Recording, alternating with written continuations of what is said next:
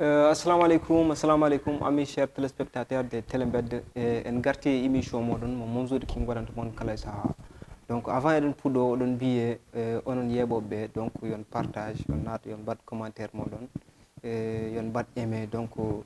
saaha fof mami addan mon ɗo neɗɗo mo meeɗa yettade ɗo, saaha fof kadi ma en jewtuɗo jewte ɗe meeɗa yewtede ɗo. Donc hannde en gartiɗo hen eɗen jogui gandanɗa hoorema invité ji gandanɗa hoorema mawɓe. Donc holɓen yuumo halgonga DJ Doubidou. Donc hande émission ko animateur uji ɓooli mi anda ko jogoɗo présente ude émission fof ne yaaha quoi. Donc avant en puɗɗo DJ Dou calminon bandiraɓe. Assalamu aleykum DJ. Maaleykum salam Mamzo, mi salminim, ça fait plaisir. Salam alaikum amis chers téléspectateurs, salam alaikum à toutes et à tous, à tout un chacun, ça fait plaisir. Artude kadi waddude ma émission mi yimo ɗo kam Télé Mbedda min ko telam quoi, ko gallam et puis garami ɗo ko nice no belirami ni. DJ You, donc je pense que hande woni première fois amin joddo et ça fait plaisir et beaucoup de respect par rapport et liggéey mo waɗato envers game hip hop o et salamu aleykum. Donc raison pour laquelle ko haali ko donc ɗum ne woodi Télé Mbedda ko télé makko so ari kanko wiyata kam Mamzo mi jagguiɗi date temps eɗen mbaɗa émission après min mbaɗat ɗum quoi et puis ala goɗɗum. Mr You, assalamu aleykum. Waaleykum salam. Calmina téléspectateur uji. Assalamu aleykum bandiraɓe, mi salmini on beltanama kadi no Mamzo no mbirɗa ni jagge émission partage on dokka ɗum doole ko ɗum nawata gueɗe ɗe. Kadi mi salmini DJ Doubidou no mbiɗa ni c'est la première fois eɗen joddo donc wadde émission no mbiɗa ni kadi animateur uji ɓooli Allah an men andi holo animo o mais ko sernaɓe ɓe kamɓe jooɗiɗo donc mi haɗa ɗon voilà quoi. Donc no mbimon ni to puɗɗiren fof mi sikken yaha quoi. Exactement. Donc avant eɗen naata e daba o goto fof duttuɗen e muɗum seeɗa DJ actuellement ne wayno min jeeya DJ Doubidou koye Vibe radio. Donc holno tripuji. Effectivement meɗen vibe e émission Tal Rek Show mo DJ Tal waɗatno mais maintenant joni ko makkilla waɗat ɗum meɗen toon waɗa participation par rapport e game hip hop pulaar par ce que kidi hande Dakar walla mbiyen Fulani kala to jaaɗa e Afrique ma tawɓe toon et puis komi ɓiɗɗo haal pulaar komi pullo komi kam koye leñol ngol jeeyami donc mi jogui droit wawa dañde émission mo ganduɗa ko Fulani mbaɗanmi e kala ganduɗo kam même si mbiɗa haala ɗemɗe goɗɗe ɗe mais ko ɗemgal pulaar ngal ɓurmi wawde wadde émission ngaji muɗum et je propose mi propose ɓe pour mbeɗa ara wawde wattude jobde ɗon et après on a avec des links, des contacts et tout, battum chronique des émissions, temps en chaque 15 jours ou chaque 2 semaines et tout. Anyway, il y a un artiste mon ganda, il est talentueux, mjogi vibes, mi adamo, min badday moko émission. Mais en dañan taw émission fixe mon ganda, odo ko émission mo jenden ko men te ko dum jidden. A tegat koyngal, ha tegal ngal jodo gadda goyngal après poussa banden ba rewde les quoi. Mais ada damini affaire ma ar. Bon ça va ko hunde mo gananda hoorema des fois an addat tan kollaɓe an ɗum ɗo jinmi wadde des fois kadi radio ji ne jogui règlement ji ne jogui koduji ne jogui foof so tawi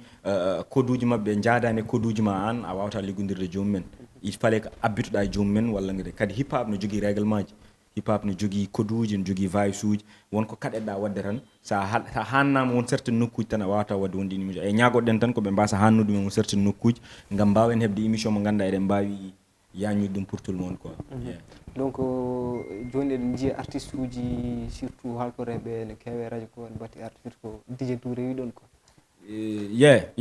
Yettere Allah quoi, yettere Allah won hen ni kañumen gaddat toon koye men ha tawne jogui ɗon link uji goɗɗi mais kadi minenne kadi ko ɗum woni rôle amen hande ko sagam mi yiya jeune joguiɗo talent e nder wuuro ngo mbiɗa yiya ko mbatta ko mi wiyama allo Mamzo no gurɗa ɗo selli est ce que a wawa invité kaari par ce que meɗen ndi émission ma ne wawi rokkudemo goto affaire et ɗum ko ɗum woni rôle uji men enen en fait à la base par ce que enen gonata pont entre artiste o e radio, entre artiste o e télé, entre artiste o e label. Donc enen ken pont entre mabɓe e ɗiɗon vibes uji. Donc emin mbaɗi bienvenue ko wayno Vibe radio goɗɗum donc déjà emin mbaɗa wonko watte ɗo donc wayno structure mabɓe emin bismi ɗum e wuuro ngo vraiment ɗe dañi ɗum hunde goɗɗo mawɗo wonat hande sen dañi ɗum DJ You ne wawi dañande hoore mum émission goɗɗo mo ganda ko hip hop waɗata hip hop mbaɗanɓe mbatta mais ne wawi wonde concept goɗɗo quoi émission nga certirat tan koye concept o ne wawi wonde concept sa ari ɗo ma haalanamen carrière ma to ummiri et puis ma won goto affaire vraiment spirituellement ma yimɓe ɓe gande ma ko gandano e ma ɗum ko yimɓe fof gandiri identité DJ You. Hande je vous dis des fois ni yimɓe jejirni comme animateur point de vue ɓe mbiyata kam parce que je donne beaucoup de points de vue par rapport et les réseaux sociaux tu vois. Je parle je dis mes points de vue yimɓe jejirni an tu es animateur yimɓe mbindima point de vue manam ko jogade concept c'est très important. Hande eɗen ñaagui ɗum hay état Mauritanie en wawi ɗum wadde ko une structure comme Vibe Radio so woni hande Mauritanie ko affaire goɗɗo ko Vibe affaire goɗɗo ma non seulement ma yeyi culture o kadi ma permettre animateur uji janggude holko woni animation holko woni être DJ holko woni être animateur ainsi de suite du genre vraiment.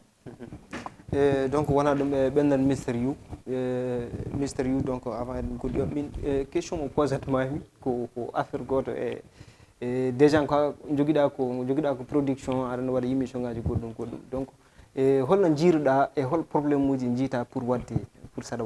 waddude artiste uji émission ngaji goɗɗum machallah Mamzo mi weltima no fewi probléme aji mo kewɗen yiide wadde animation émission ji ɗi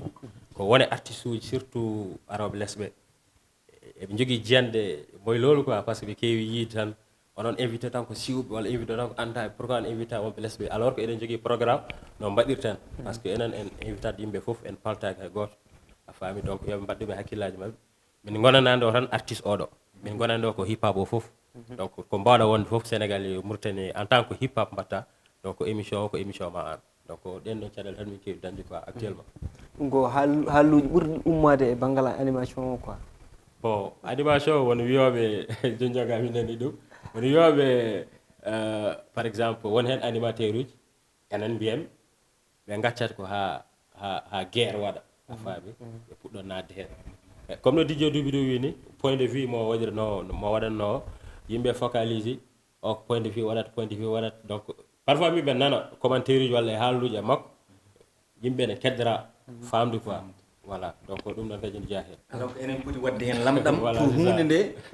doccorte ɗe enen poti wadde hen pour enen poti duncude ɗum quoi évidemment c'est ɗum woni lamɗam aɗa andi joni mi haali ɗum ɗo joni mbimi wonde public eɗen joguiɗa public mo ganduɗa eɗen poti formatde ɗum pour ɓe mbawa installade holko woni wonde animateur parce que animateur c'est quelqu'un qui doit animer les choses parce que hande so clash woodi koye à travers les clash là ko nden yimɓe ɓe gandata qualité artiste o ko holton heedi animateur o rôle mum ko holɗum que de voir holto poncuji ɗi goni holto pico woni holto oɗo mema kalɗo neɗɗo memaɗo yimɓe jeyani an animateur aɗa jogui droit labtinde ɗum parce que tu es bien placé de faire ça mais les gens te disent way ka coyi ka naafi alors que c'est ton rôle tu l'as pas fait parce que ka coyi walla ka goɗɗum mais ko rôle ma mais mi rebondira seeɗa ko haali ɗo ko par ce que me concerne et puis ko hunde mo nananmi tout le temps woyi invite ton tan ko kaari en alors que animateur ne jogui ko wiyete programme an sa invitani neɗɗo joom daraja aɗa invite enen des fois on invite des gens ɓe ganduɗa pusani e nokku mais sa yi émission ko pour yo siive te émission sa invitani gandaɗo émission on wawa siivede ha mbawa invite goɗɗo mo mbawa rokkude ɗum junggo min kay avant mbeɗa rokkuma junggo taw ko mami ma émission o jogo doole nde mi wawa rokkudemo junggo mimi ala doole mi rokki junggo mais ne jalni quoi donc c'est important que yimɓe ɓe mbatta ɗon hakkillaji men aussi mais animateur kala animateur paltoroɗo on wonani taw animateur mais animateur faltorako mais ne waɗi jogui règlement ji waɗi réclamation muɗum programme muɗum hande je préfère de inviter DJ You il est plus crédible que DJ Momzo mais donc mi invite ma ha para nde fuɗɗo andude oɗo il faut yimɓe ɓe mbawa famde oɗon affaire quoi c'est très important ɗum tan jinnomi ɓeydude hen seeɗa quoi donc émission ma en kaal mbiwami 4 coin ɗi foof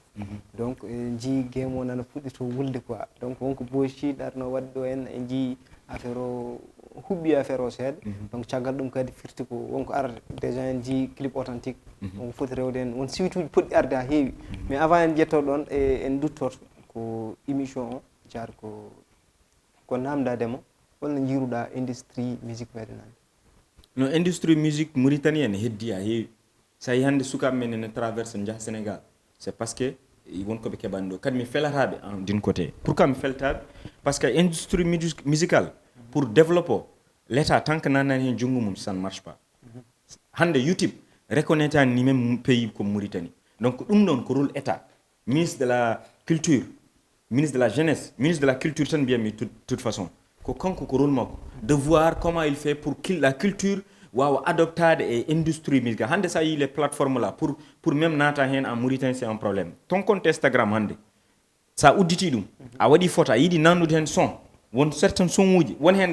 ga son uji garata mais won certain son uji affiche ta e Mauritanie parce que en gona en mbaɗaka reconnu à travers ces plateformes là donc wona erreur artiste walla erreur mélomane o ko erreur état donc état fof ministre de culture wawa ruttade e culture oɗon ɗum ko hen jeeya ko rôle makko par ce que so tawi ko budget poɗɗo soodede ɓe coodat à vers YouTube so tawi ko démarche uji poɗɗi waɗede a poti wadde ɗum donc eɗen jogui oɗon probléme ɗum waɗi industrie musicale mauritanienne pour avancer c'est tout à fait probléme mi anda ko état aɓe jii aɓe gandi ɓe beelaka walla je ne sais pas quoi kala mo jiiɗa ɗo ne ñama haaliss musique andude ñaama ɗum don façon goɗɗo mo wona hono mo Mauritanie o nadde ɗo YouTube no yommaɗo woni Mauritanie o c'est impossible ma woni ka créer compte à l'extérieur walla koduji ma ko extérieur ngoni toute façon y a un link mo ganda ne yalti wuro ngo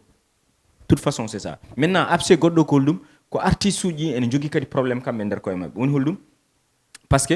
artiste pour jeeya et pour mbawa wurde industrie musicale il faut jaɓa suusde ko wiyete fitrine quoi il faut ɓe cuusa ɗum artiste uji men cuusa fitrine limtanam nouvelle génération hol ɗiɗo tata wadduɓe ɗo fitrine mbiyen ɓeɗo foɗɓe wadde fitrine a yii fitrine absen e authentique a yii fitrine authentique e babsoji a yii fitrine africa soldier e absen a yii fitrine brems e capiking dis-moi holton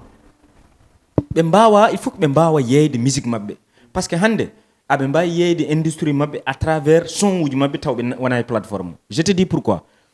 neɗɗo ne wawi wonde Gambie wona Côte d'Ivoire wona Guinée wona anyway e pays ji goɗɗi ɗi heɗo son kiifa ɗum ene wawi addande ɓe marché ji ene wawi addande ɓe festival ene wawi addande ɓe mais il faut ɓe cuusa waddude fit pour public mabɓe kadi ɓeydo audience public mabɓe ɓeydo hewde aɓe ɗetti wonde trop coin de banggueji mabɓe quoi e enen hip hop eɗen gandi hen ko wiyete respect hanki grand ji ɗi je de rêve mi arta seeɗa par rapport les jamen les haɓoɓe basal les fos tranquille nden won koñaji sa yeehi tawta kam fof ɓe joddi mais hande a yiyata sukaɓe ne mbaddi ɗum par ce que ɓe jaa ɓe guuri star yagal ngal ko en fait nden ɓe dentanno e fréquentation ngaji nden aɓe artiste uji l'époque nden aɓe gondi aɓe joddi goto haɓɓere ɗum waɗi musique Mauritanie nden ɓurno je peux pas dire ɓurno wurde même mais ɓurno wonde visible ɓurno wonde palpable a faami ko jimmi haalandema ko hande pour artiste uji ganda mi anda ko réseaux sociaux waɗi noon men ditta comme ko wiiɗo joni joni ko par rapport e invitation ngaji nden ko artiste doganno envers animateur mais joni ko animateur dogata envers artiste pourquoi parce que yi plateforme uji artiste jogo e nder TikTok par exemple jogoɗa hen 300 personnes ne suive ma Instagram jogoɗa hen 10 personnes ne suive ma ainsi de suite du genre donc en même temps donné artiste o yahata o yejjita wonde base bawɗo yeyandem produit makko ko animateur o donc o base to koye audience mo jogui réseaux sociaux o waɗa animateur o à côté donc animateur il est obligé o doga caggal makko et ça c'est quelque chose à revoir aussi c'est très important e ko wona ɗum jaar banggal industrie o taadi en jii musique men hande reconnaissaka ɗo hen est ce que artiste uji ɗi walla wonɓe aaro est ce que ala darde poti darade pour wawde change ɗum Mr You donc ɗon ko point goto important par ce que ɗon woni damal mbiyeten quoi e par rapport e musique men enen Mauritanie no mbiɗen ni ministre de la culture mbiɗa wiide 80% walla 90% même pas anda no wiyete donc ɗum ko probléme donc eɗen poti andude état men gouvernement men surtout ministre de la culture et ministre de la jeunesse aussi parce que ministre de la culture ko kañum jogui aaro to woni base donc mbeɗa nananno e wajiɓe kewiɗe colce bam avant woɗɗi ɗum ɗon ko challenge wonata quoi donc question mbaɗmi ɗum donc kala ganduɗo ministère de la culture ne wiyete yo win ɗum less quoi commentaire donc mbeɗa nananno wajiɓe mbiyat ni e colce bamɗe wajiɓe jiiɗi haalde mbiyata colce bamɗe donc won garage men yirnoɓe laabi donc sino ko émission to kom haal direct ɓe voilà non donc voilà won garage men yirnoɓe laabi wonande budget a faami ko fate aaro banggue rap ne yalta chaque année voilà mais goto yiiti ɗi noon laabi e par rapport e ɗum noon kadi won association goto mouvement ADHF peut-être a nani ɗum voilà aɗen hen donc ɗum ɗen on ɗon mouvement waɗino démarche uji ko fate ɗum ɗon musique o reconnecté donc yehin ha waɗi départ comme aɗani hen ga aɗa andi ga mais mi laɓɓinat tan min kam mi ala hen membre non laɓɓin yo laaɓ donc yehin ha waɗi démarche uji waɗi dossier ji pewndam wajiɓe puɗɗi sortade kadi eɗen jogui on probléme en mbawa rentude sen denti rek hakkillaji kalis naati mo fof waɗen hakkille mum walla karen pourquoi nde gardo amen comme ko voilà ɗum ɗon fof ko probléme aji eɗen jogui probléme aji mawɗi confiance ala nder men ka kolko mbawten wadde donc so surtout eɗen keewi wiide walla eɓe keewi wiide Monza kam par ce que min mo kewi nanɓe fof mbiyata ko Monza kala ardi moy lolu quoi kamɓe kolaki Monza peut être won toɓe ndedema walla won koɓe ɗumin on probléme nan ɗon donc mouvement on ɗon ñanden min e DJ Laws min kaldi ɗum o wi mouvement on no woodi caggal taski wonno ma démarre donc wajiɓe rek corti natti arde réunion ji natti représentade e ko ɓe mbi ko covid o dartinno ɗum non covid ɓe nigil boy par ce que covid bonni boy wajiɓe natti arde mimi j'entends tout le temps aɓe kala haala réunion ji mais pourquoi réunion ji liggey no wawi liggey taw waɗaka réunion ji mais yo wod hoolaɓe ardinaɓe après goppe déjà kañum nana tafa bureau muɗum wonɓe bureau ɓe donc ɓen pourquoi pas liggota ko jarama kañum ko toon wonɓe bureau ɓe won aroɓe wonɓe garta kadi wonkoɓe gaddi kamɓe wonɓe bureau ɓe won réunion mo mbaɗi e pour haalan ɗum assemblée soɓe noddi assemblée départ quelques personnes aran ɗo ha ɓoy quelques personnes ɗi netti arde donc kamɓe ɓe pi croisére bara ɓe paɗa ha wajiɓe ngar e haala laws ko noon o wiiri kam quoi voilà ko ɗo min mbayri reconnaître comme envers ministre de la culture tant que ngalani un bureau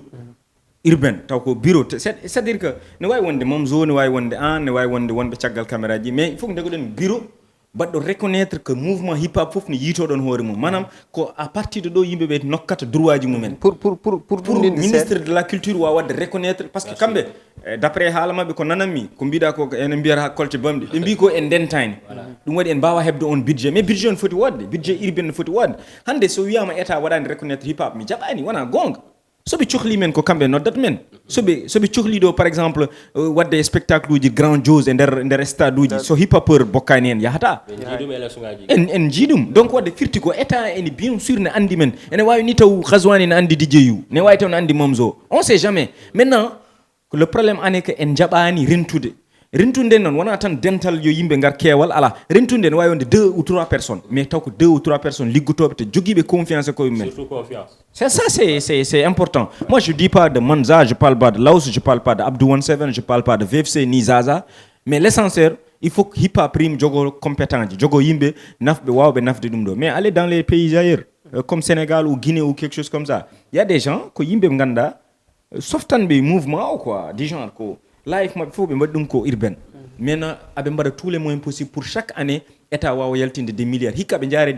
hikka ɓe kalata ko haala 1 milliard pour budget de urbaine 1 milliard an artiste o bandiraɓe sehilaɓe artiste fof ne wawi bénéficiade hen joguiɓe label aji ɓe mbawi crédit binde projet ji mum dépose on les gens vous donnent de 3 millions 4 millions de projets hande Télé Mbedda cohli un projet de 4 millions d'ouguiya 4 millions d'ouguiya pour acheter de quelques matériaux pour ɓeydude plus de matos quoi sincèrement parler donc kañum ko ɗum ɗon ne jeeya e blemo par ce que hande kala to jiiɗa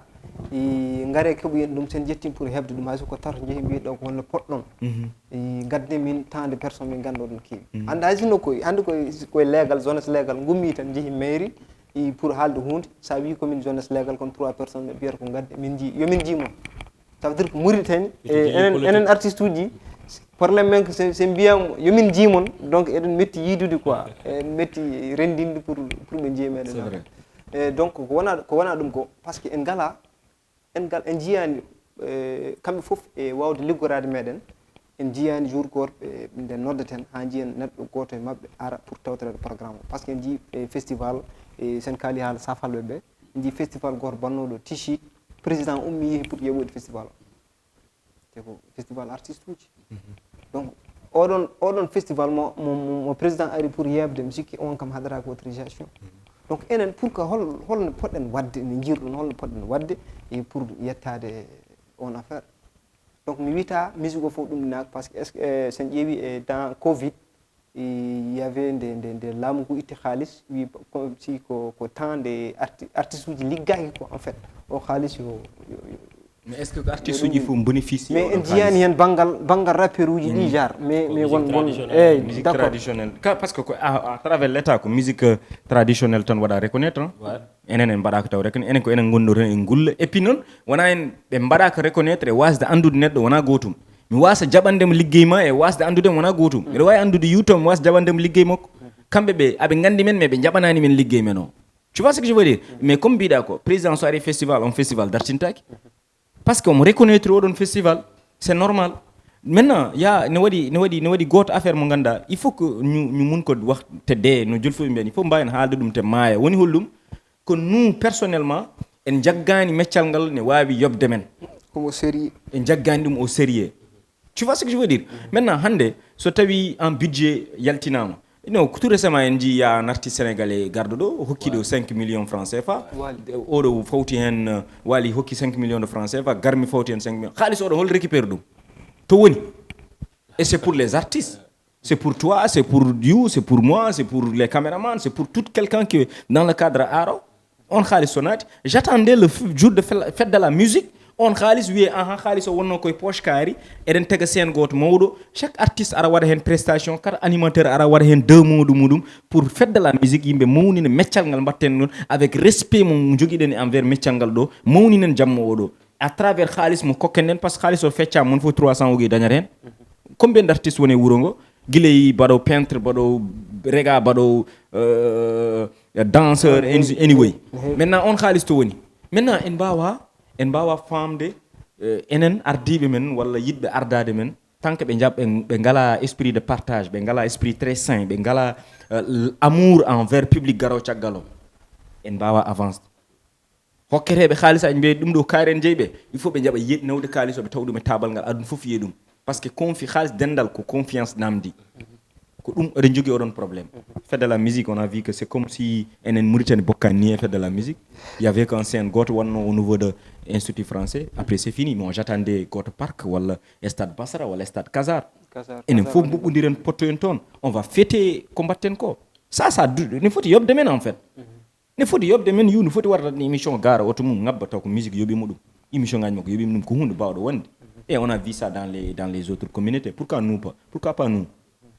hol enen ne poɗɗen wadde ha keɓen mouvement goto bawɗo wiide no yoltana men hujjaji men enen bon min mbeɗa jogui hoolare so tawi yimɓe kadi jetti hoolare men mbaɗi ardiɓe e mouvement woni adéciation donc so tawi ardiɓe jaaɓi ardade mbaɗi mouvement ko gonga mumen kadi ne jiiɗi gueɗe ɗe avance donc yimɓe yo mbatta makko hakkille kadi toon min ɓe jogui toon hoolare par ce que e laos min kadi tout le temps kalan koye haala laos ɓe mbaɗi dossier ji foof heddi ko dépose a faami donc ko ɗum ɗon donc wajiɓe yo mbatten hakkille e kadi lawso wi eɓe ani membre uji ne nodde yoɓe garat surtout membre bureau o kadi yo daro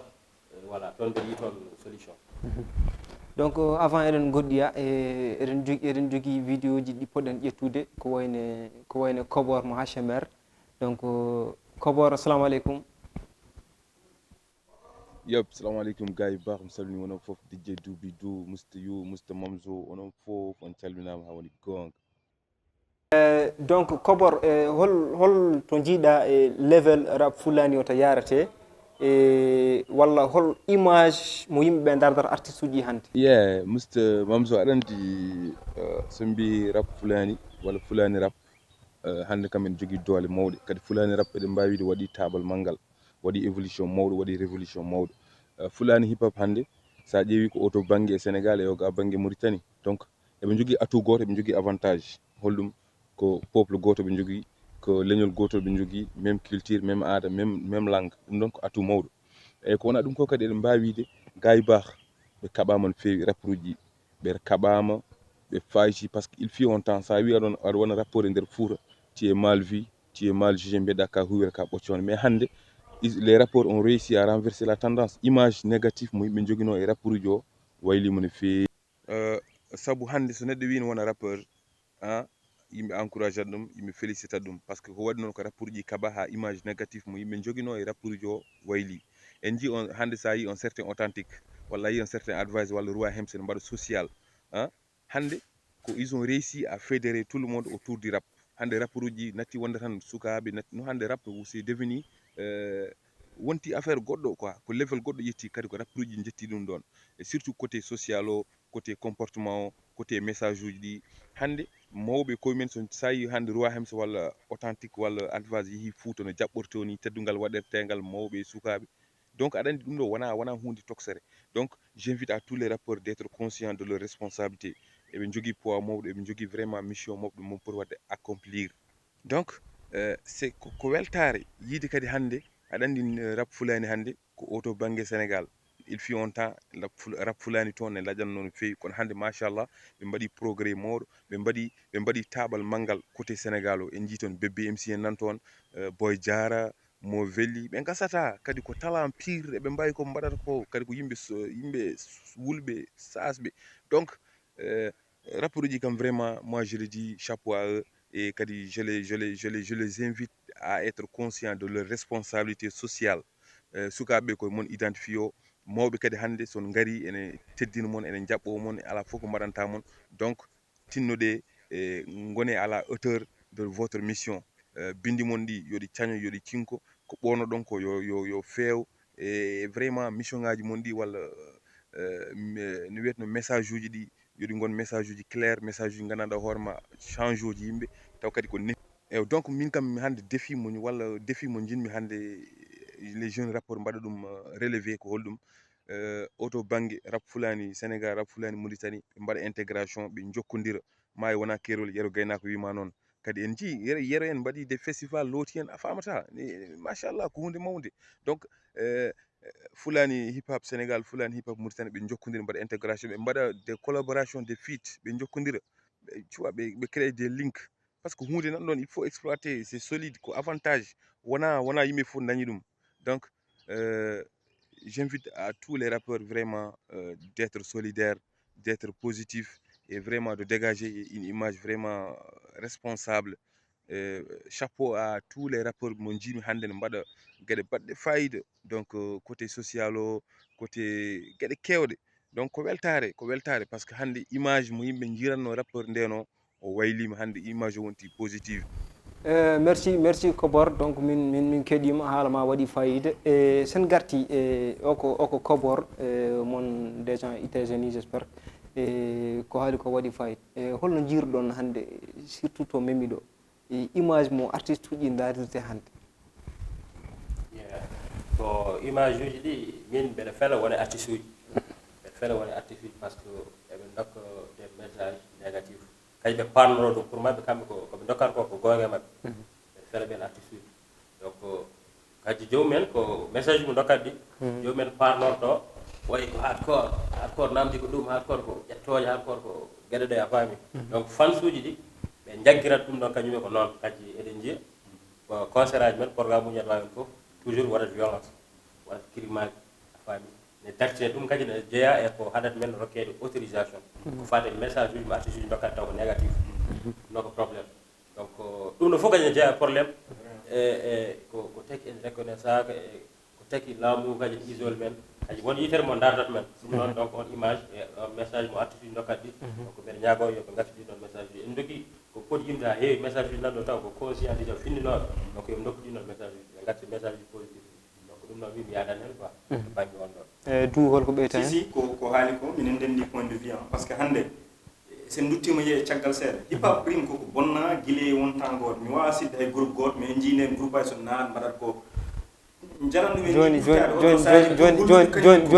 animateur uji ko gonti rappeur uji quoi joni on callo haalde inde ɗi non wona salade haalde mais ko évide won certaine polémique aji rek quoi parce que artiste o so nani mo andi kanko jeeyi ko oɗon affaire c'est à dire que hollirde komi bandi komi gangs alors que an woni haare goɗɗo ponnoɗa haɓade to wona hollirde bandiyagal ngal ɗon et effectivement ko ɗum haaji men ɗum waɗi construit men mbaɗa désordre ko hundeji awaɗo guile ko ɓooyi wona hanki mi hananimo hanki 2000 c'est pas 2003 de ɗum ko ɓooyi ko ɗum ɓe aawi ɗum mawnide men hannde mais pour ittude ɗum kadi la nouvelle génération on a vu que conscience gonɗo e maɓɓe o et tout et moi j'aime bien un artiste licite j'aime bien un artiste ganduɗo holko woni artiste artiste c'est quelqu'un messager artiste ko neɗɗo kaalo yimɓe na artiste sa nani influence ko artiste par ce que ɓornugal ma ko influence haala ma ko influence tout tes trucs ɗi mbatta ko influence a yiyat ha nder galle moon même miñe ton petit frère mo jiɗɗa yumma e baba au delà de musique mo gon mbatta o mais mignon o fansete par ce que comportement moƴƴo mo joguiɗa o donc ça aussi c'est vraiment il faut que artiste uji men ɗum haaɗi men dañde liberté e concert uji men par ce que artiste uji men kamɓe créat beaucoup de choses désordre aji e nder concert uji voilà c'est ça donc surtout kadi mbiyeɗen seeɗa woni hardcore mo mbiyata o ɗum ɗon wona hardcore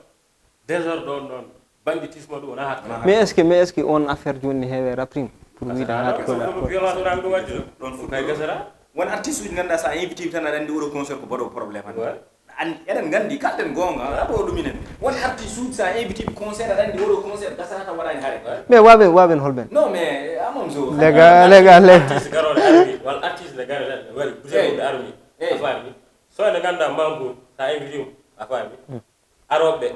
kam fo arbe kam fo kay ko tabindi a fami mas conseil mo façon ha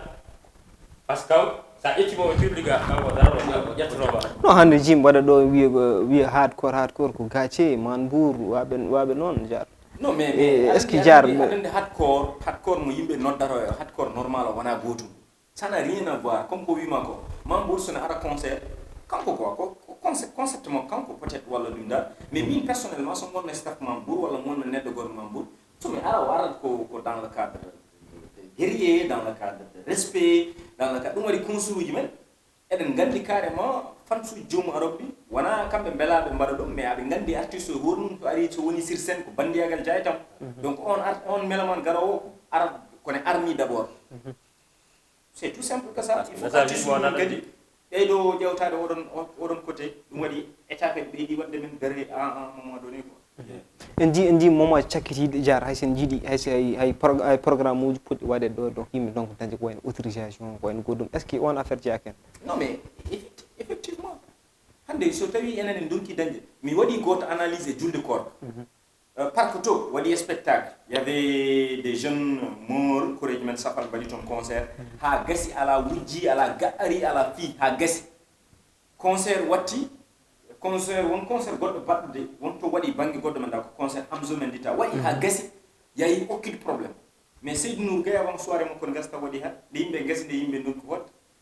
festival salam alaikum est ce que festival salam midi gasde festival salam alaikum à cause de festival salam alaikum désordre banno le 24 dum hadi concert de Jiba wadde le jour mi avec Mia Guissé parce que désordre c'est bien évidemment et puis état adan ko mbiyat mon son natti son jida wadde do concert manon son barani concert Tabarzin on etti basara min kokko mon autorisation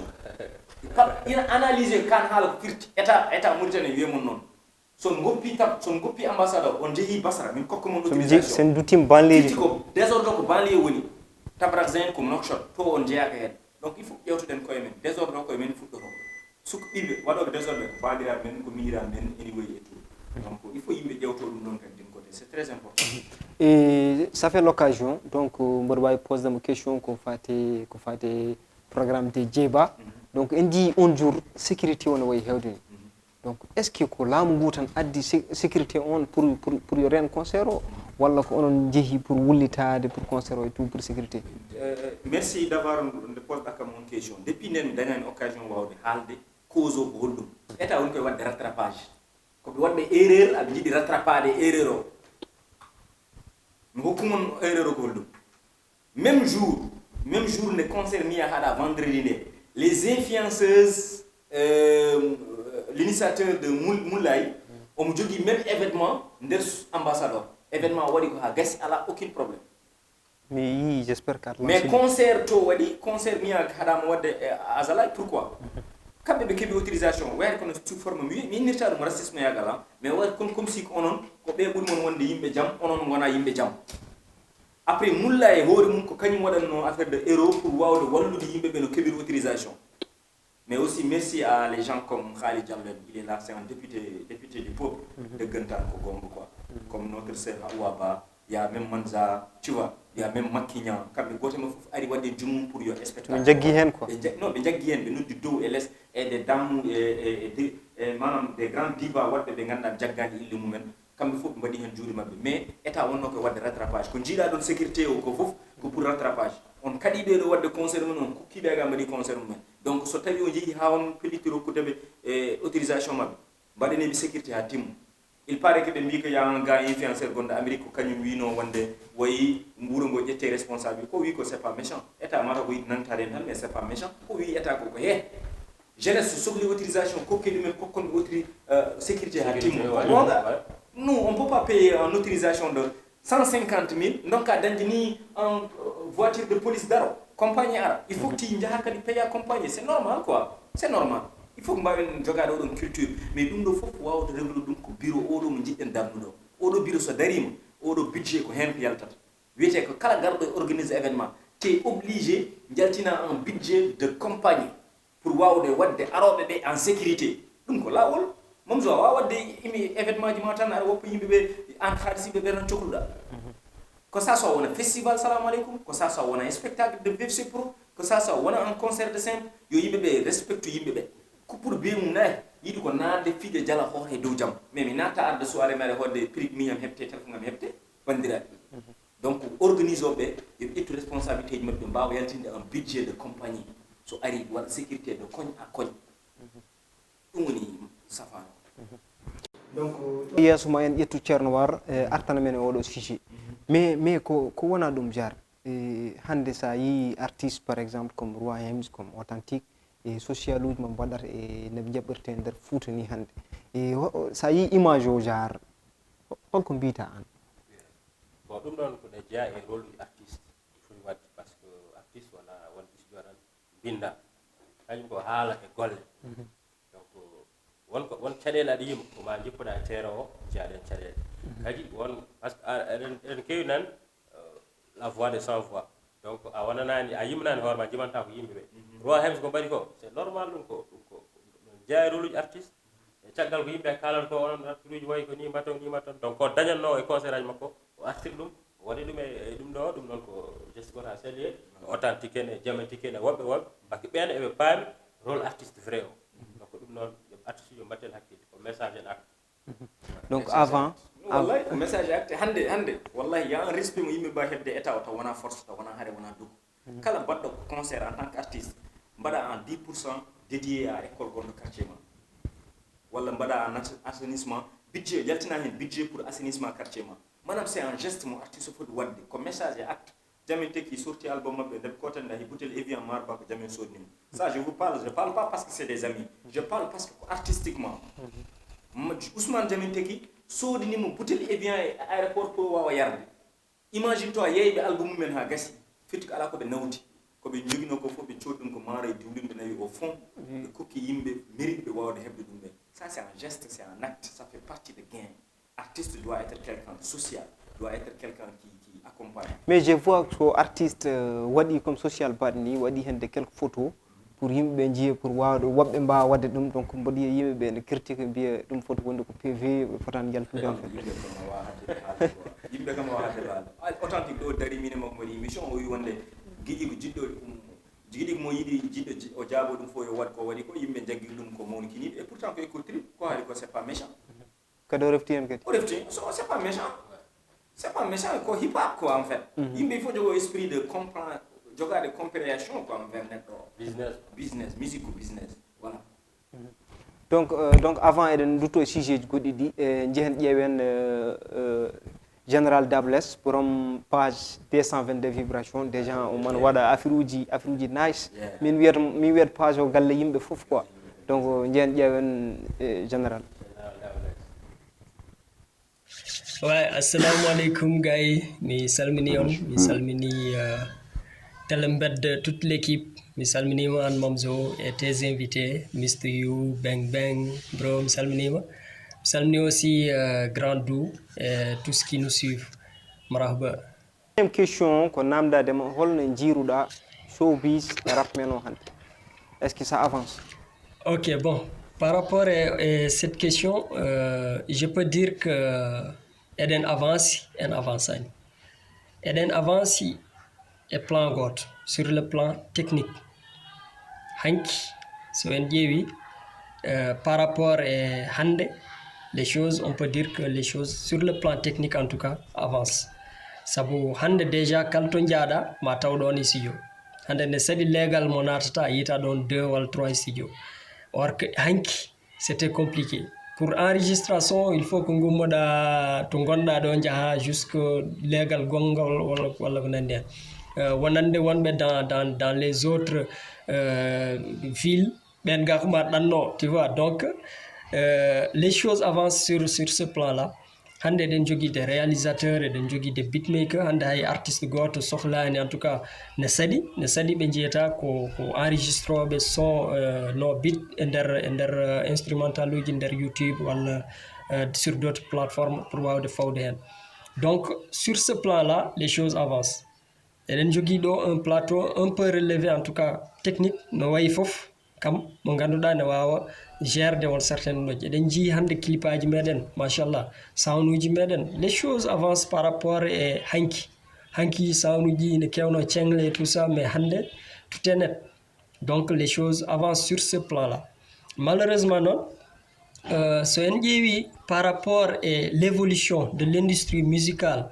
sur le plan international, là on est vraiment derrière. ɗon kam ko en woppaɓe caggal eɗen keedi caggal eɗen tardi ha no feewi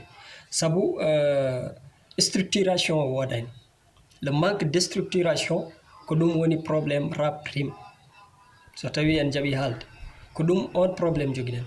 So en ƴeewi hannde rap rime no wayi évoluide ni, no wayi hannde wonde ancré e nder yimɓe ɓe, no wayi no mbaɗen jogade public ni, en ngala structure uji mo ngannduɗaa ko baawɗi wiyeede ɗiɗo ne mbaawi haa jooni tambade ɗum, ne mbaawi nawde ɗum yeeso. Hannde c'est inconcevable ko jooɗoɗen en ngala même pas un label, en ngala ɗum. Un label tan proprement dit en ngala ɗum e Mauritanie.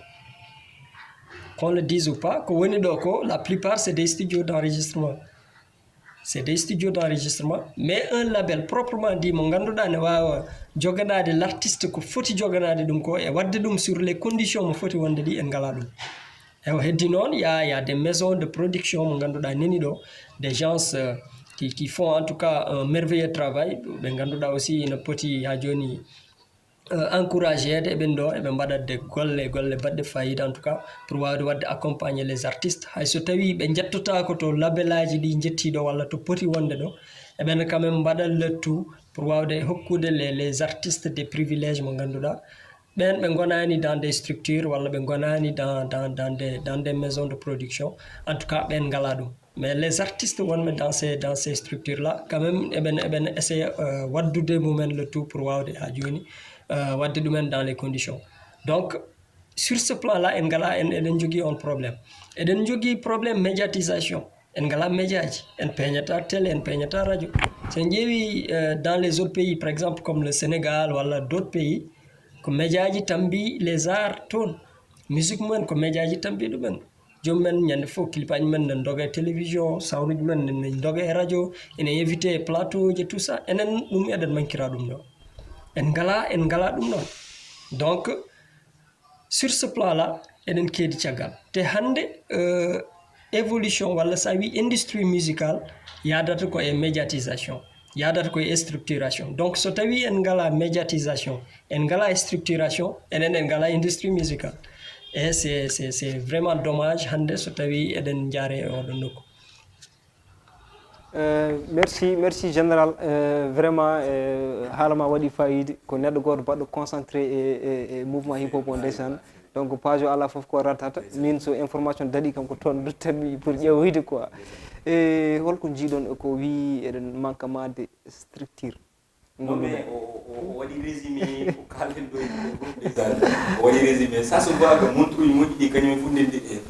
enen fof ñamande men ko gotum. O haali haala probléme mo kalden ɗo dental men, o haali haala probléme de médiatisation, probléme média eɗen jogui ɗum hannde comme télé mbedden wawno heewde so yu waɗi côté muɗum an a waɗi côté ma 200 wedde waɗi côté muɗum mais public o jaɓani accompagné émission ngaji ɗi wawa yaade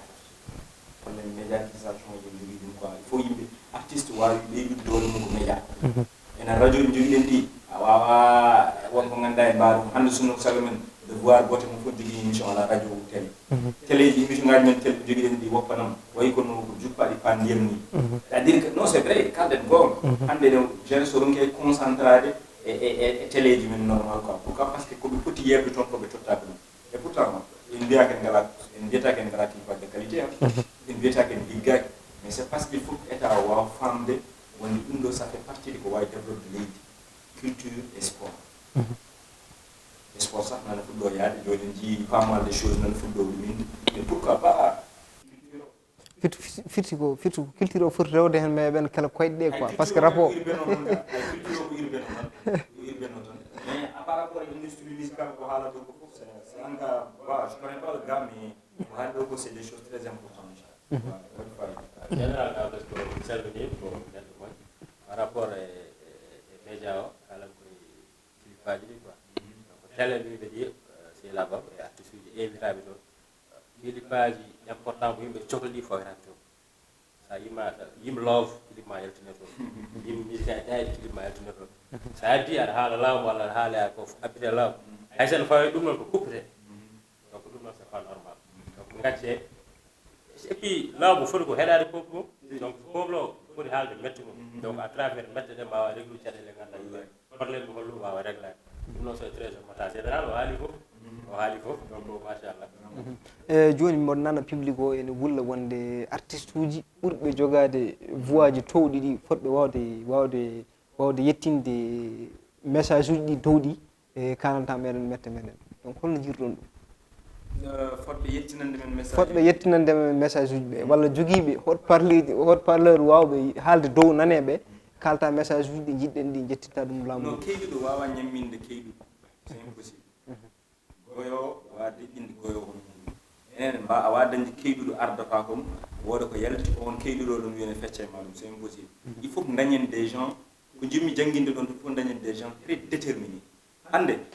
génération men enen peut-être dañani chance mais Allah wonde moƴƴo so tawi systéme oɗon continue mais enen won âge mo tolnoɗen te déterminé a wawde accompagne yu mbeɗa yenana to joomum hay somi findinama salatu mi wiyama yu tottama budget xaalis musique urbaine nangam mbeɗa yennama mo teg ɗum e axe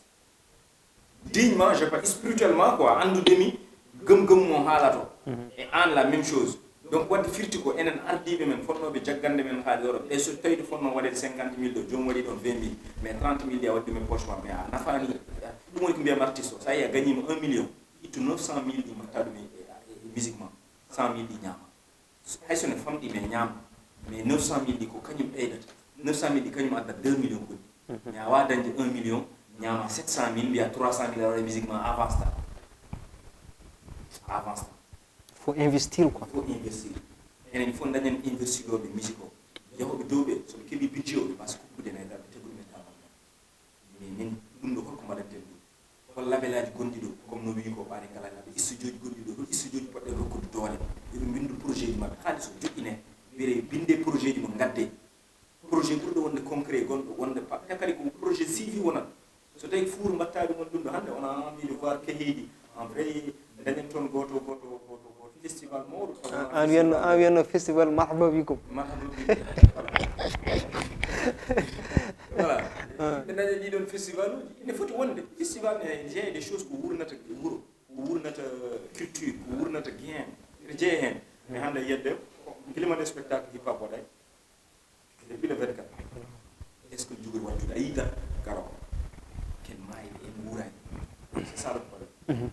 ko wona ɗum sen duttima e rapsim hannde déjà nan Wuur en jeeyi authentique weddima vidéo muɗum et puis ko gembiɗum siko o arti quoi jar no jiiɗa ɗum a wiyani dem est ce que fanno ɗum bon mbeɗa fanno ɗum mais ko waji ɓe mbiyata ko yimɓe heewɓe mbi o fonno arde nde o arani nden e yawta hen comme ko ari koko yoɓa gar tan ɓeydo wulde o ari kadi won memade ɓe gandi koye maɓɓe gare tan ala leeli kañum leelani ɗo ari fof konka memako ar kadi mbeɗa waɗi contre rappeur uji oɓe nanade indam no haaldanam rappeur so ɓeyimam mem kadi wona rappeur uji memaka ne waɗi stratégie de binda wayi kay wayno sehlam guelzoni wi kañum wala hen wi kañum memaka tan ar kanko wi ko stress rappeur fof nan nden o wima ko number 10 kala goɗɗo ɓurniɗo 10 o woni ko manake acci ɗum fonɗo et puis rappeur uji ji kam fof gorema fof yaha warum ko 10 mais min personnellement analyse am chaque fois guila hanki faɗande ɗum kala analyse amin tokos so waynino kam par exemple o wiyami alors ɗum idéma en wiyamo non oto yaltino so min par exemple pourquoi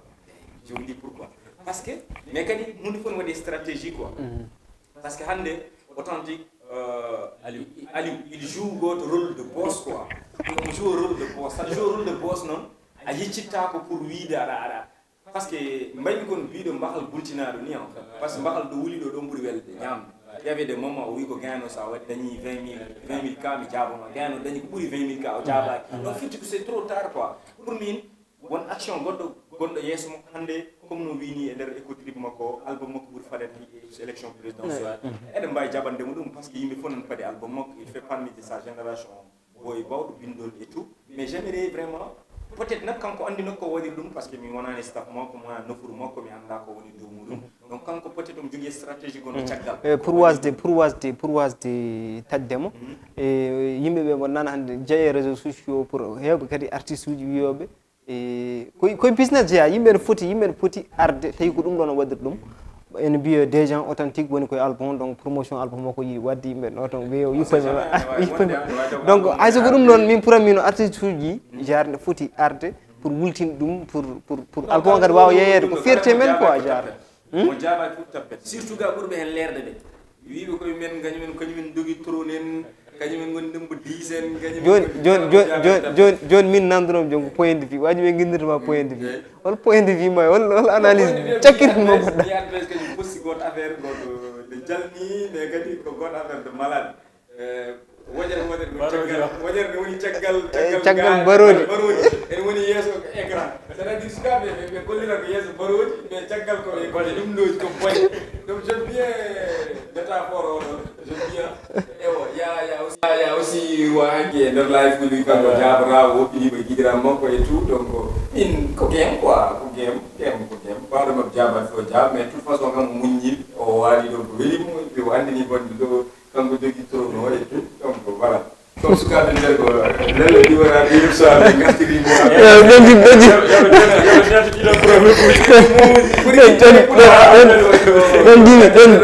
ɗon jimi Miste You sur TikTok authentique to wiyata lalla diwata ɓiwde sora jimi aɗa yeeɓa affaire goto ene diw affaire sora less ça veut dire ɓeyɗa kene jeddude affaire o ni quoi yeddani ko lella yetti wona min diwi guiri yeeso goɗɗi coori lella diwi ɓiyum sori donc ko lella wona mi siñur yimɓe waɗi sabaji quoi donc hol affaire est-ce que c'est positif en fait? Non, c'est dans hip-hop. Je vois ça très positif. Hip-hop, ça nous permet de faire une communication. Nous, c'est ça notre ligne de communication en fait. Parce que ce qui est il faut avoir polémique. Internet,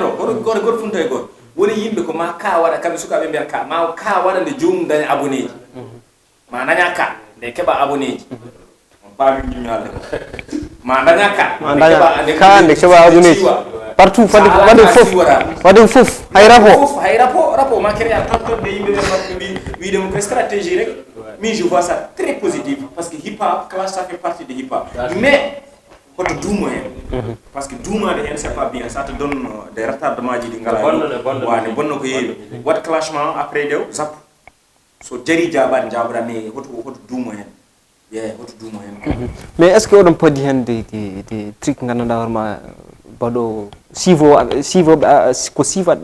affaire o quoi suite en tout cas mo arani hen foof wojere kala mo arani wojere quoi ɗum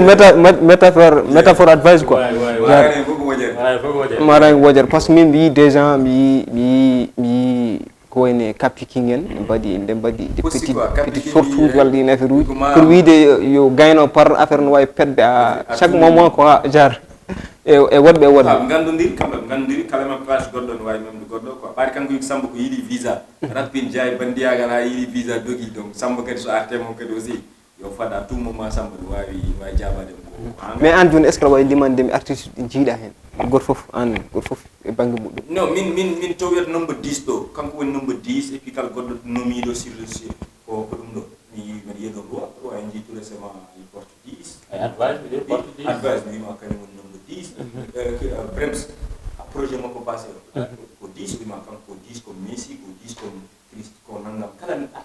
10 mo ganduɗa ko mbaɗa reconnu wima kanko ko oɗon en ji brems en ji Kapi King ni wiya hoore mum ko King tu vois ce que je veux dire Kapi King ne leeri ɗum kon Samba suuji visa nana yaha et tout ya babs kadi ɓorno 10 non kanko goto ma fof ni wiya hoore mum ko 10 quoi artiste way noon écotrip artistique chaque fois goto wiya ko min woni number 1 ko min woni king o min woni nangam e kanko so ari wima wonde kanko goto woni 10 o heddiɓe fof ko monoke ɓe pondo donc moi je pense que ɗeɗo c'est très clair firti e ɗon ne wawi wiide taw ko wiya ko 10 uji ene waɗi banggue goto kadi wi yimɓeɓe kala mo yimɓe jarde nana ñuke makko comme ne buubi en fait donc firti ko ala fof mo woppi kala garɗo e affaire on foti arde en fait foti repose tuuti wonta jar ko positif jar kala repose tuuɗo ñaggani donc ne wawi kañum nan dar hedoro ko ara walla wasa arde ça veut dire donc wona ɗum après kadi yimɓe jaaha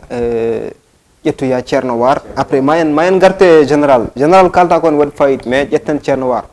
Thierno War, assalamu aleykum. salmini moni fo inde mum e yettode mum so Thierno War dokku yiyande ma dokko yiyande mum e plusieurs choses mi salmini DJ Doubidou mon ami mon frère mi salmini Miste you ma nigga bro mi salmini ma Mr Mamzo the King on est ensemble salamu aleykum. Thierno War, min calminima holno jiiruɗa hande Mauritanie eɗen jogui probléme hay gandanɗa hoorema hay wadde programme uji eɗen donka hebde par ce que jeunesse o violence uji mo mbaɗata e programme uji eɗen ceere partout en fait on message mam kokta. Jabo e première question ma ça me fera plaisir après rokkude hen yiyandam no mbiɗani rek e koni yiyandam situation no woori oɗo saaha fo eɗen jiiɗa wadde concert après kade ɗen min yiyandam base to ko pourquoi yimɓe empêche men wadde concert par ce que ene waɗa violence non fawaki ɗon aɗa andi concert wadde ɗum fowi koye beaucoup de choses je développe un peu aɗa andi ko wiyete programme so tawi aɗa waɗa programme de 1 ko ardinde ministre joƴƴinaɗo ko fate culture ko teddinirdema concert o an so tawi ministre joƴƴinaɗo ɗo a teddiniranimo concert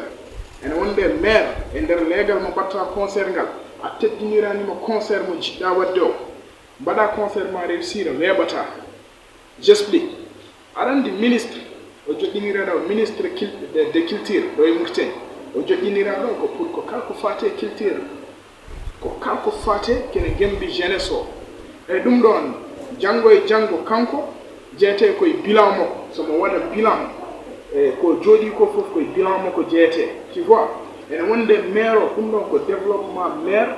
légal mo jooɗigal e place batteɗo o aɗa andi programme wadde concert ne waɗi démarche uji ko ɗiɗon démarche uji woni yimɓe men waɗoɓe ɗo programme ko wiyete les producteurs ɓe ɗettata en tant que saɗa adda un grand artiste ɗo e Mauritanie de 1 poɗɗa ko yiilade audience pour yiide ministre de culture deuxièmement poɗɗa ko yiide maire quartier o pour expliquamo ko jiɗɗa wadde ko mais plusieurs producteurs uji men soɓe mbaɗa concert ça suffit ɓe négocier contrat maɓɓe avec l'artiste ɓe gadda ɗum. Deuxième chose o ko yaade juste commissariat hebde ɗon autorisation jaha mbiyaɗa loi de sécurité pour wadde programme wona ni yarata programme a teddinira ɗum ministre de culture teddinira ɗum maire quartier légal mo jogorɗa wadde programme o ministre il faut nanne hen jungo mum ɗo ala concert mo watta violence partout dans le monde France Amérique kala to mbawɗa yaade concert aji après heewi ko débordude ɗiɗon pays ji ga eɗen gandi mais ɗo e Mauritanie so tawi aɗa waɗa programme teddinir ɗum ministre o addanma hen sécurité jonɗo tu vois sécurité jonɗo ko holɗum o addanma police jeeya koye programme garde après ça de sécurité concert o wawa wadde sécurité concert o waɗa ha gasata o ala violence yimɓe ɓe kadi aussi wuro ngo sécurisé par ce que no waɗi programme yimɓe ɓe fof kotay dow jam to ala violence ko ɗum ɗon manque organisation du men de concert ɗo e Mauritanie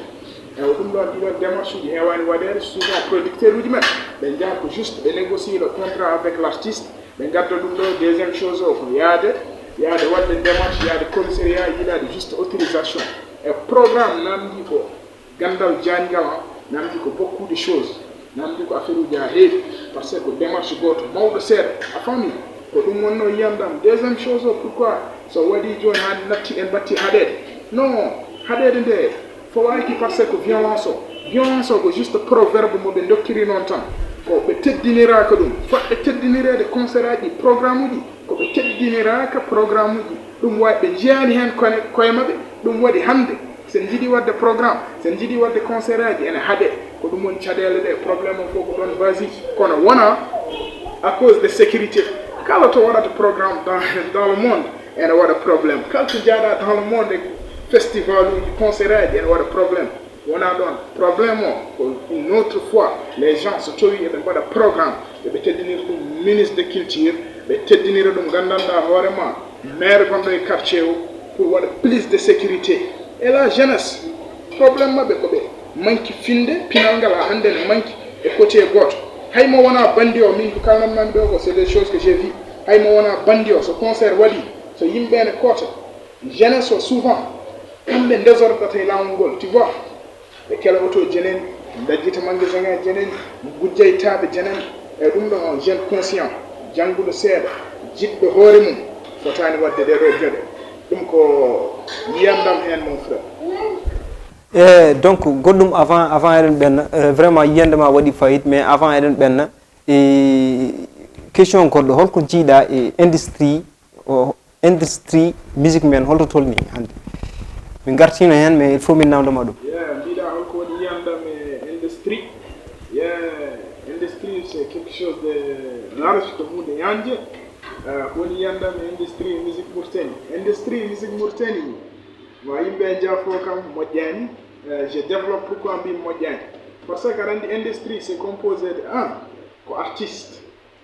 rappeur, deuxième chose ko manager, troisième chose ko booker, quatrième chose ko jogade attaché de presse. Et dum do en Mauritanie pour yid artiste jogi dum c'est pas facile frère. Walla Gambien hay so jogi dum wodani ko dum wadi kam widama industrie o modjani. Arandi artiste ne peut pas gérer toute son carrière mo gilo fuddi carrière mo to développe pas do seul don jeta e Mauritanie artiste gère carrière mo fof no worno kanko négocier ses contrats concert aji mo les festivals et wonde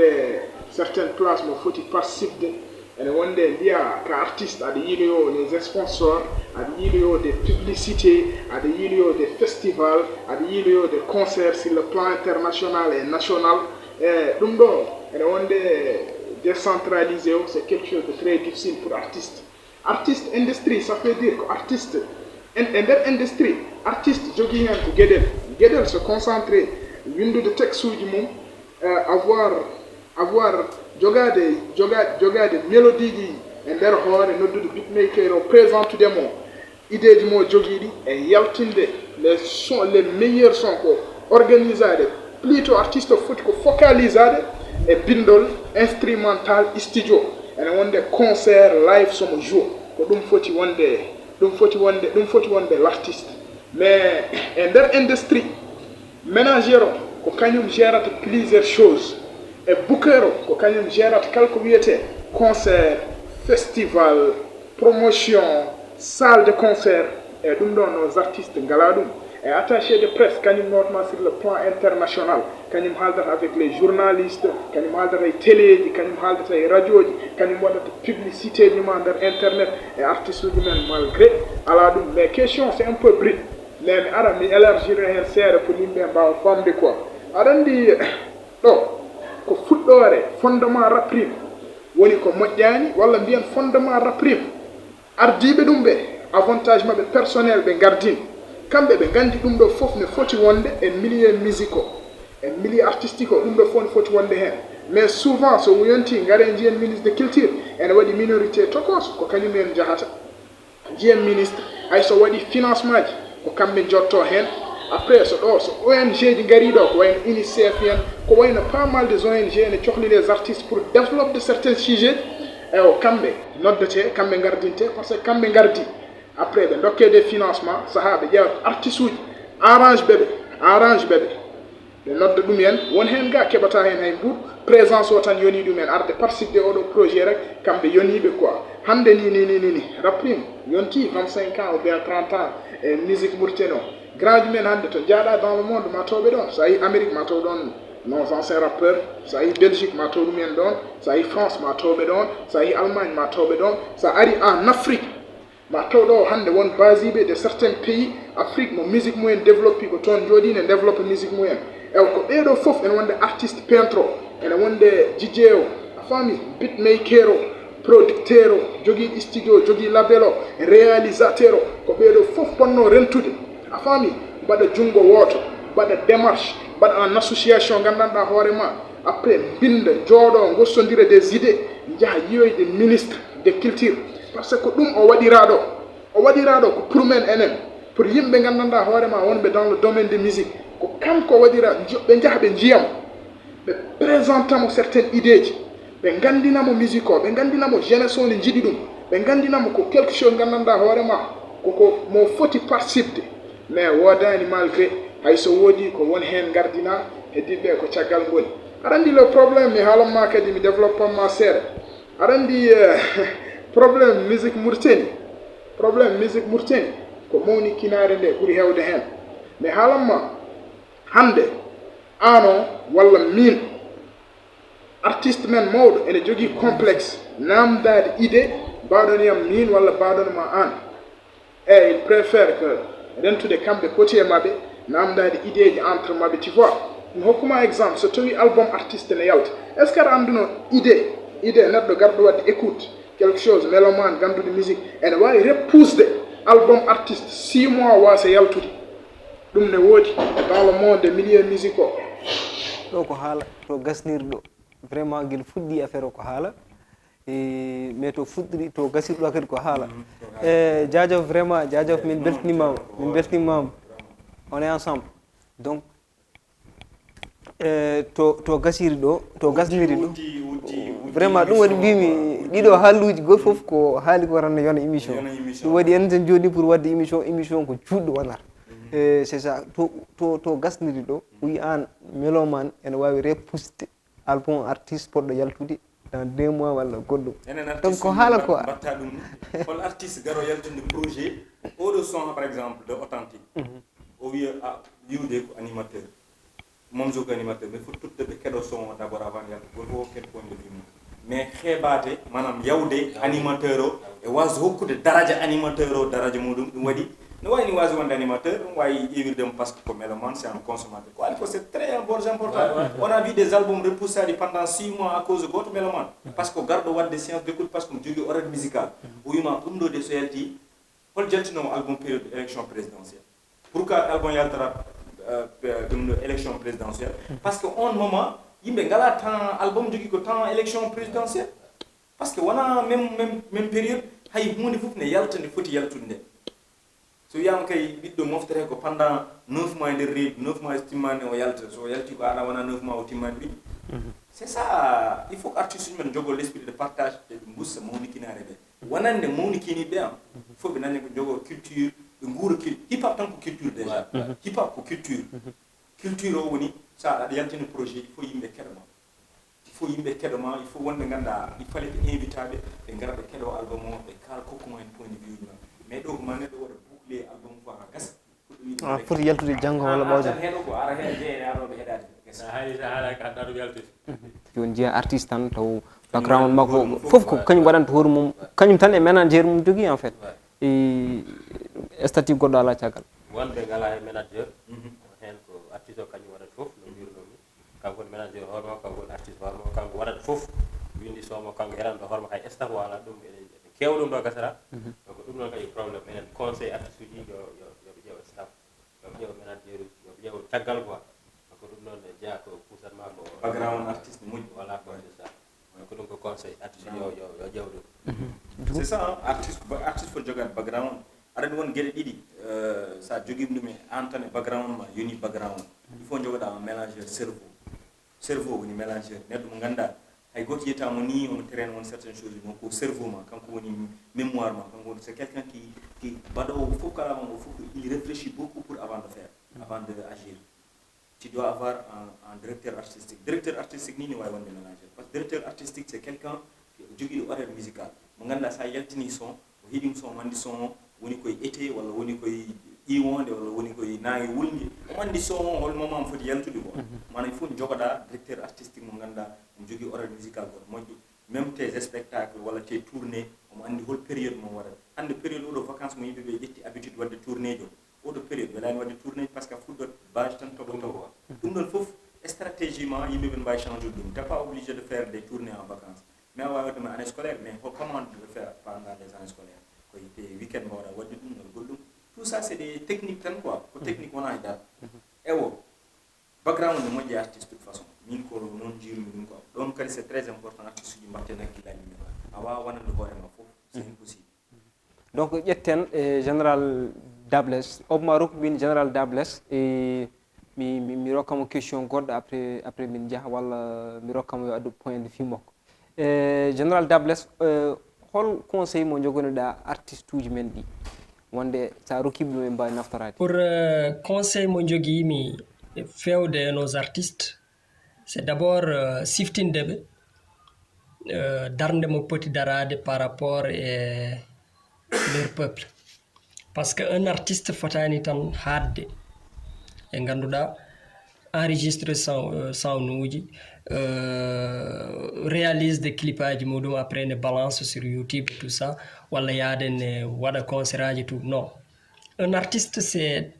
aussi un porteur de voix surtout hande to gonɗen ɗo à cette ère du numérique eɗen jiya que les artistes sont vraiment très suivis machallah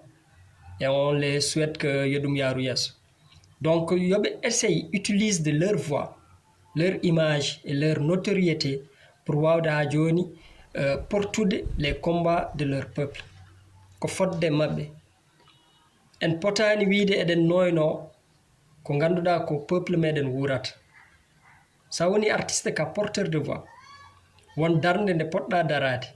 hotoɓe mbi eɓe goppa ɗum ɗon ko poti darade ko eɓe masko ɗum yoɓe mbatto hakkillaji mabɓe et c'est ce qui se passe dans leur pays surtout enen Mauritanie naɓe yoɓe mbattu hen hakkillaji ha no fewi so tawi hande baɗono général haali walla baɗono Mamzo haali haalu men wonto yettotako mais un autre mo ganduɗa ina jogui cette notoriété un artiste mo ganduɗa qui est très suivi et apprécié so tawi haalima yimɓe keɗo te so keɗima ma wod ko ɗum nafi ɗumen ma wod kadi ko ɗum findini ɗumen ma wod ko ɗum fammini ɗumen donc yoɓe mbattu hen hakkillaji ha no fewi e on ɗon banggue ko heddi ko ko yoɓe tinno e dental yoɓe tinno e dental saabu hande eɗen cohli ɗum surtout sur le rap rim eɗen cohli ɗum no fewi saabu hande c'est inconcevable que Mauritanie to yarete hande ɗo e to rap rim no woniri ancré e nder yimɓeɓe no public wayi rewde hen ni so wiyama que les arts et culture urbaine mbaɗaka reconnaître officiellement ha hande e nder Mauritanie ko gacce artiste uji ko gacce artiste uji ɗi franchement c'est inconcevable a wawa ɗum miijade ga a wawa ɗum miijade hande le rap c'est la musique la plus écoutée e nder Mauritanie ko rap ɓuuri heɗede e Mauritanie yimɓe fof keɗoto ko rap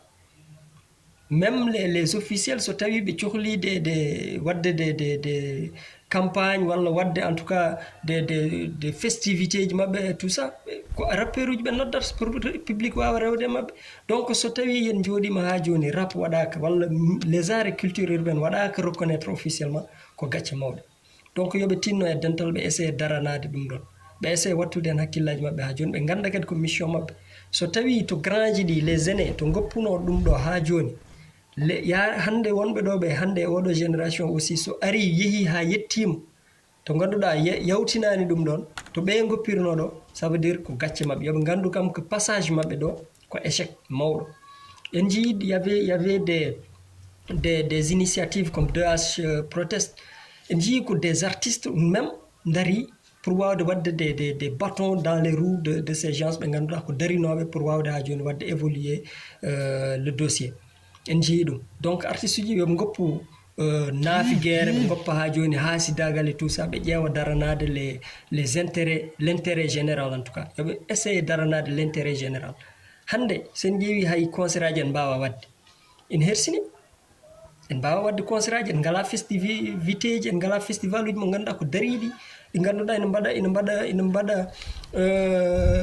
rayonner notre hip hop walla notre musique en ngala ɗum parce que en mbaɗaka reconnaître officiellement hande sa yeehi dans des pays comme le Sénégal les arts et culture urbaine sont reconnus eɓe keɓa des financements de la part de l'État e ko nandi hen e structure uji ne kokke doole média ji mabɓe ina ballaɓe les médias publics ina ballaɓe par ce que ha joni koko waɗa reconnaître officiellement mais ɗo c'est pas le cas en mbaɗaka reconnaître officiellement donc goto foof ko wiyata ina yaaha ina nuɗɗino banggue muɗum walla ina tufatinde mum tan kañum goto ko eɓe gandu hay goto nafta so tawi tant que les arts et culture urbaine waɗaka reconnaître e nder leydi ndi yoɓe gandu ko goto foof ne wawi yaade évoluer dañani ɗum ɗo mais yoɓe gandu ko base o kam ala ko woodi donc yimɓe e mbatten hakkillaji no fewi ɓe essaye dardade ɓe essaye ha joni rentude pour que ɓe mbawa yitade koye mabɓe e koɓe mbaɗata ko hande il est temps que les artistes et tout ce qui gravite autour de notre musique puissent vivre en tout cas de leur art. Il est temps parce que public o neni ɗo, passion o neni ɗo, fof neni ɗo, keddoreɗen ko structuration et structuration oɗon noon so tawi en mbawani darade sur le plan administratif ha keɓen cette reconnaissance structuration oɗon sattat. Donc c'est ça ko on ɗin ɗon en tout cas message uji joguinomi fewde et les artistes. Marhaba big up mi salmini mon. Yeah, vraiment haala makko waɗi fayide ko no mbimon ni ko neɗɗo goto connecté neɗɗo goto gandanɗa hoorema e actualité foof ga mbaɗa wawi wiide e ko wona ɗum ko en jarni Kobor Kobor mo HMR min calminima min jarnima vraiment haalma waɗi Kobor mo advice min calminima no fewi e général dabless ande kadi ko noon vraiment page o mboɗo wiya yimɓe jaa abonné hen ko page goto gandanɗa hoorema ballowo artiste uji vraiment donc min calminima no fewi mawɗo war borom analyse uji baɗɗi fayida sur TikTok quoi to gandumomi quoi vraiment donc min calminima no fewi e ko wona ɗum jar sen garti hande émission ne wayno heure uji ɗi nayi quoi puɗɗima nana gas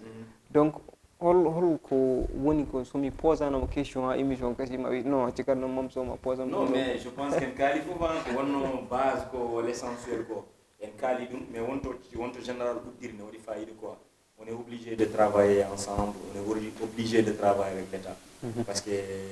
aswani o jogui ko carte d'identité même carte d'identité mo joguiɗa o serni ɗum tan ko image gonɗo hen o image mon ko ille mon mais ko onon ndendi même pièce d'identité donc ka citoyen mauritanien lambda donc a ti paye des impôts aɗa wuuro ngo aɗana participe e développement wuuro ngo hayso seeɗa par ce que wonmo gonɗa e conseil wonde hokkude des bons conseils à travers média mo mbatta o donc aɗa jogui droit e leydi ndi comme tout le monde maintenant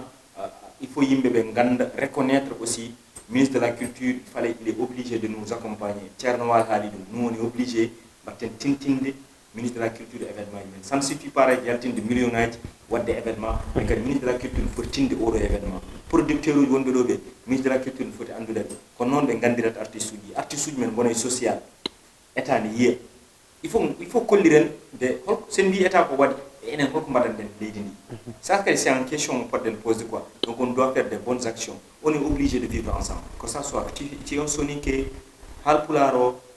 capato jolfo on est obligé de vivre dans ce pays enen ndendi wuro ngo et par la force kadi gurdata leydi ndi donc wadde mon fof yo wat bayi war côté muɗum quoi min je pense que également on a tout résumé on a tout dit so wona taw won min ko mbimi ɗo ko vraiment fewnitaki moon walla fewnitaki yeɓoɓe donc mi ñaagui men yafuyi quoi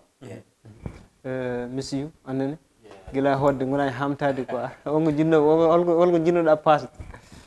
donc presque kamɓe fof ɓe résumé ko kalden ko ɓe kaali fof kadi enen wonko kalden hen kadi min conseil mes artiste uji ɗi ɓe yoɓe liggodira ensemble yoɓe ndendu yoɓe gaccu aussi intérêt personnel o kadi won artiste uji yoɓe kollirat ko yimɓe guuri ko aɗa wawi jimde ko jiɗɗa fof mais wat focalise e ko wodani e ko wurani donc kolliren ko wura ko actuellement donc mbeɗa respecte oɗon artiste très engagé guila hanki ha hande o paani casquette makko moƴƴi yowoni mamzodi donc to wonno hanki ɗo ha joni ko ɗo no woni donc mo holliri kadi ko wura ko kadi ɗum o farnori donc respect ɗon kadi voilà Sharawd Mamzodi donc vidéo makko jaltude kesso ɗo yimɓe jaa jeebuya ɗum min de vidéo jaltude mbi Mamzodi ɗum wona vidéo ɗum film woni ɗo ko film woni ɗon quoi donc